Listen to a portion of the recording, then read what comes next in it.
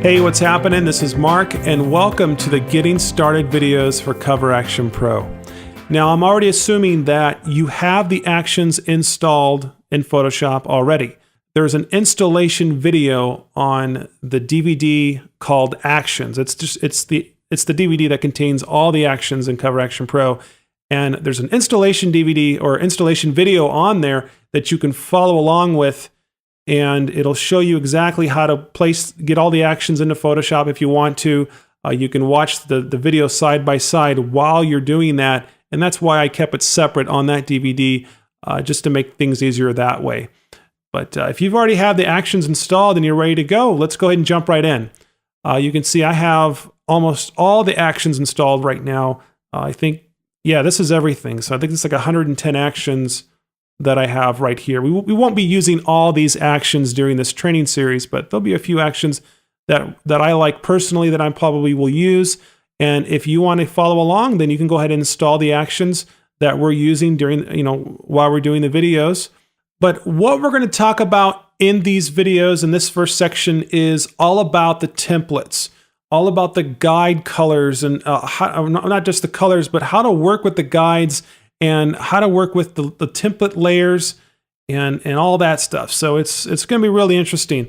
Let's go ahead and get started here. What we're going to do is start off by creating a template for a box cover.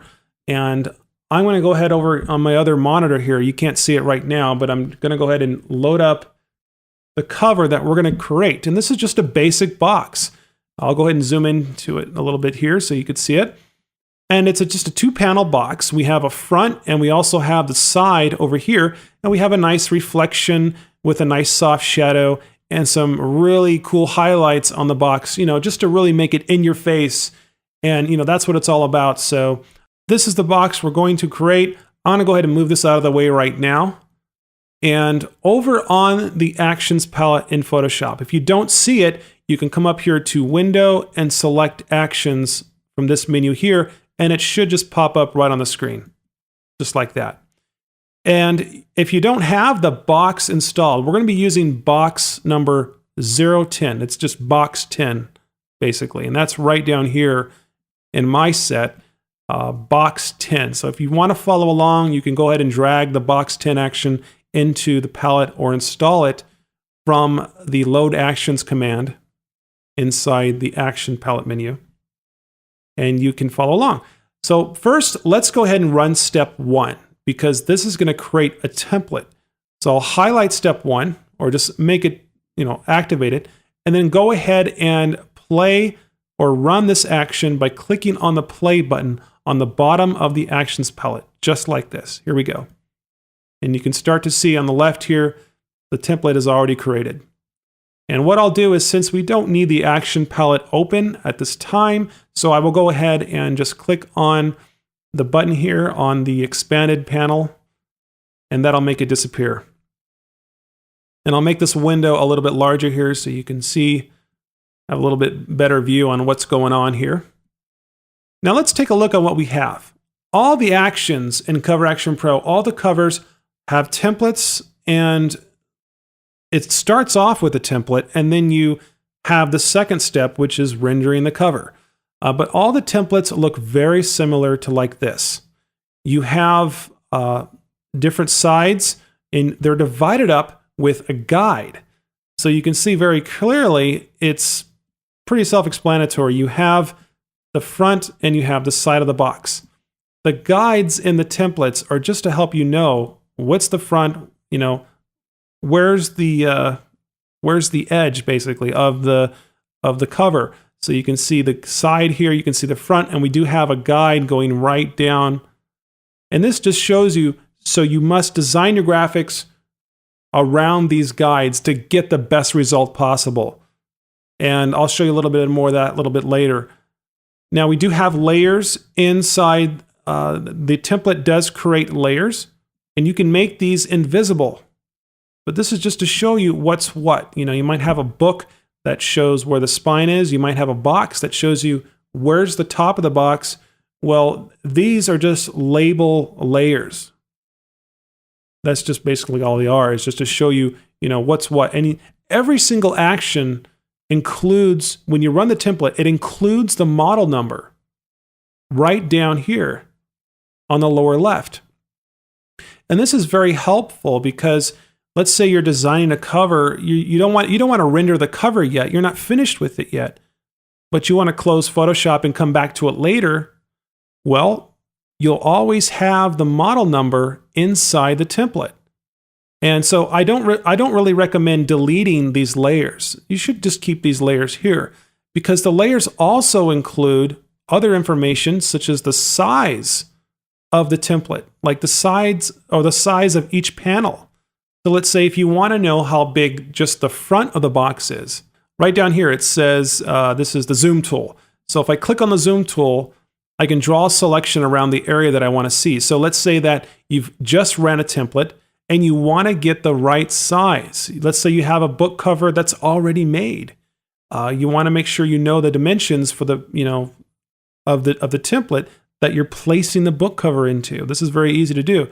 Draw a selection around it with the zoom tool, release the mouse, and it zooms right into this layer which contains all the size and all the dimension information for this template and for this action. And it not only carries or not only tells you the pixels, the pixel dimensions, but also the dimensions in inches. So I've included both for you. And I spent some time and I went through every single action in this whole set in Cover Action Pro 2.0, and I measured all the sides and everything, so you would know exactly how big these panels are, so you can make your graphics and your artwork fit, as perfect as possible. It's very important to keep these layers inside Photoshop or inside this template so you can always return back to them to find out more information about the template that you're working with. All right, so the next thing we're going to do is I'm going to show you how to create a background for your template, or when you're first starting to create your cover graphics or the cover for your product. You'll want to create a new layer because you don't want to design on these layers that are already created in the template. You want to click on the topmost layer and then come down to the bottom of the layers palette and click on this create a new layer button right here, and that'll just pop up another new layer, and you can name this layer anything you want. So for instance, let's just name this background.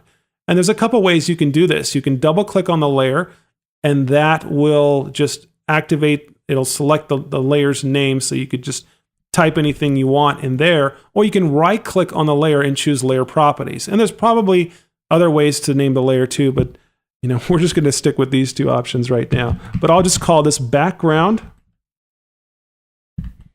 There we go. And I'll just press the return key on the keyboard or the enter key on the keyboard to confirm that that's the name we're going to use. And so that's cool. Let's go ahead over here to the toolbar in Photoshop. And I want you to select the rectangular marquee tool, just like that. Now, we could select the whole image and fill this whole thing in with one background color, but I'm going to do something a little bit different because I want to focus on teaching you how to use the guides.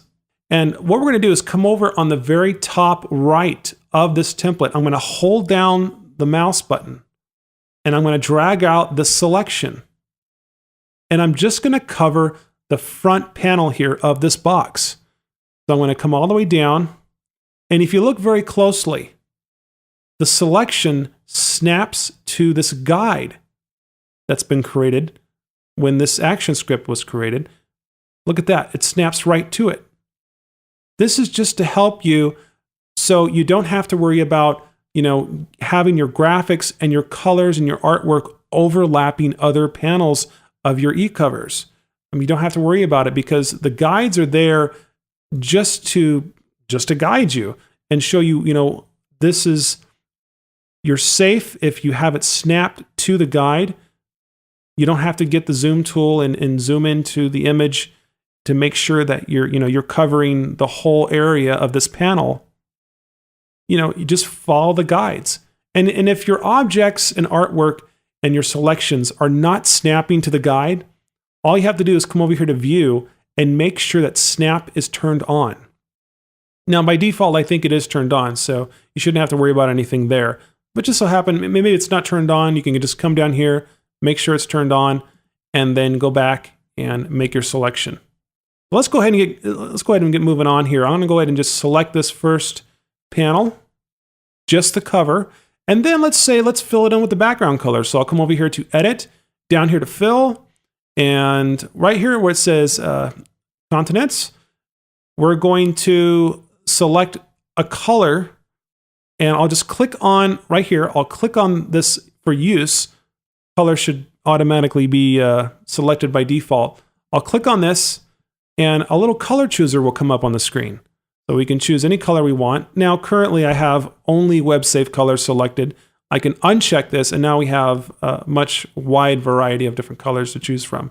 But I'll keep it simple. I'll click on only web safe colors, and I'll click on, let's say, the blues here.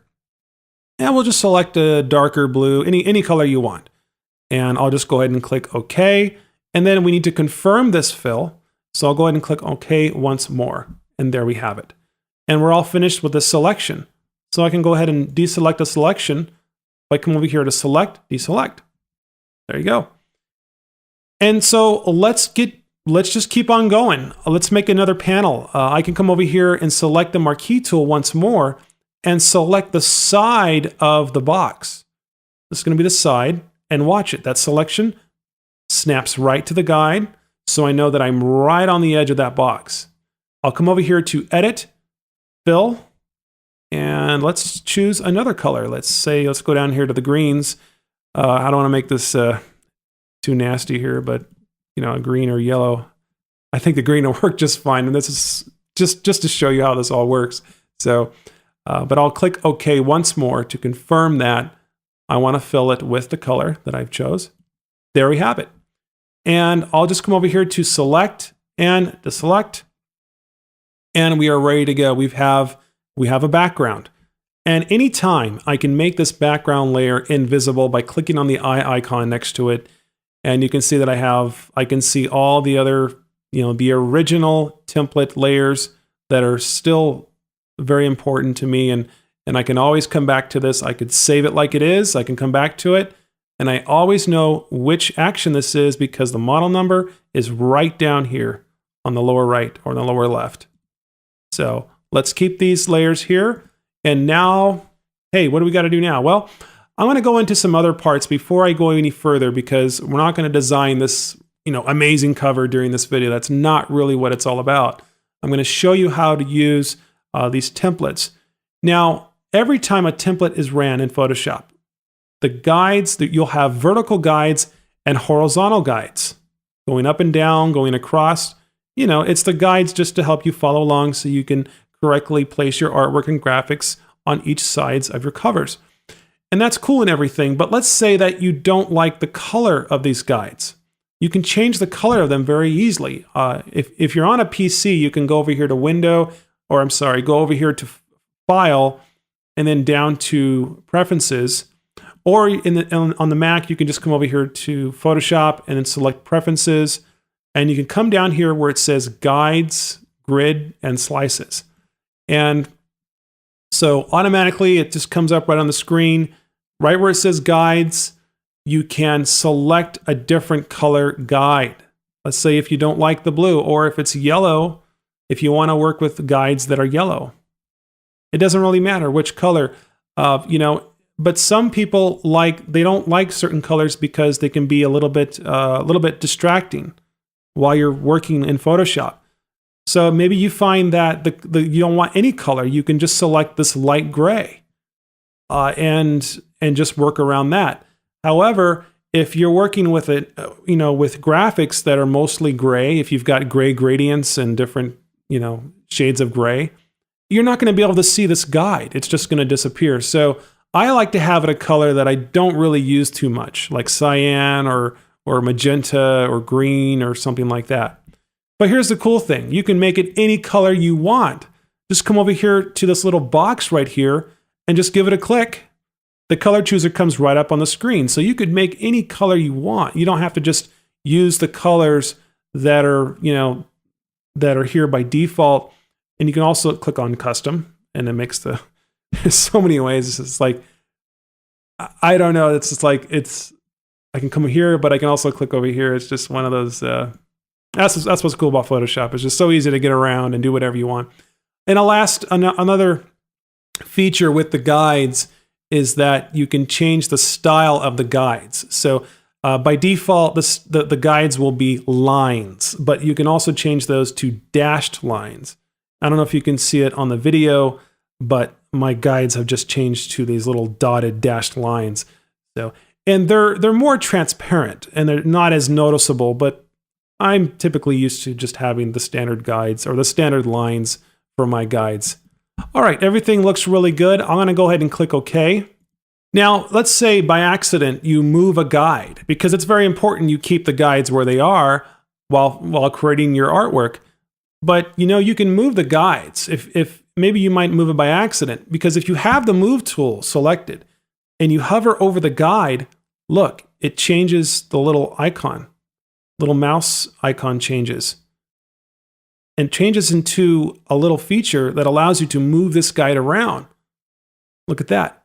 But if you accidentally move it, you can undo. So if you come over here to edit, you can undo drag guide, and that'll place it right back to where it is. Just in case, little extra tip there. Hey, things happen, we get busy, we got a lot of layers and graphics on the screen. You never know, it could happen. So, all right, so let's move on. We've pretty much done with this section. But to finish it up, I'm going to go ahead and add some text, and we'll go ahead and render the cover to see what it looks like. So what I'm going to do is come over here to the toolbar and select the type tool. And I'll just select a color for this. We'll just use white for now. That's fine. And I'll click on the cover, and I'll make this a little bit larger here. And let's say my box cover. We'll just make this really basic. There we go, and I can confirm that by pressing or clicking on this checkbox up here, or I can just press the Enter key on the keyboard to confirm that. Then I'll grab the Move tool and position this text in the middle, and obviously it's too small, so I'll come over here to Edit, Free Transform. I'll hold down Shift, and let's see, I think it's, Shift and Option, which is Shift and Alt on the PC, and that will allow you to, make the selection, transform it larger, going from the center out. Or you can go out back to the center. See, if I don't hold down Option or Alt, then it'll only resize, almost like going to the corners of my document. But I want it to size from the middle out, so I'll hold this down, make this larger, just like this. And I'll position this somewhere around the middle here is just fine. And then I'll go ahead and confirm this selection by clicking on a little checkbox, and I can grab the Move tool again if I want to, just to make a few final adjustments with this. All right, that looks good. And let's see what else. Let's add another text layer. I'll go ahead and click on the image, and I'll make this text a little bit smaller because this is going to be positioned underneath our headline here, or could be our product name or something like that. But I'll make this a little bit smaller, and I'll put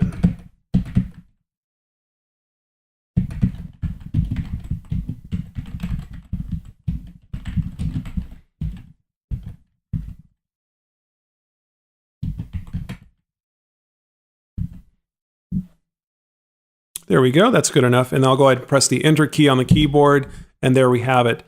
And I'll grab the Move tool. I'm trying to slow down a little bit here for you. I'll grab the Move tool on the toolbar and just position this over here. I think I want to make this our name here for our product a little bit bigger. So I'll just double click on the type layer, and then I'll select it, and then I'll just make this more bold. There we go. That looks good. And I'll click on the smaller text that I have here, which could be my tagline or something like that for a logo. I'll double click on it and make it just a little bit smaller. And That looks good. I could also adjust the letter spacing by clicking on the character palette to make this pop out. And the character palette's on the window menu right down here. And what I'll do is just increase the letter spacing a little bit for this. There we go. And I'll select the Move tool and just position this right underneath our name, just like that. And there we go. I'm just sticking with the basics here. So there we have it. The box is finished, and we're going to render the box now so we can place it on our website. So what I'll do is come over to the Actions palette, and here it is, box 10. And I'll select step number 2 because we've already created the template. And now we just need to go to step 2, highlight it by clicking on it, and then coming down to the bottom of the Actions palette and clicking on the play button to run the step 2 action. Here we go.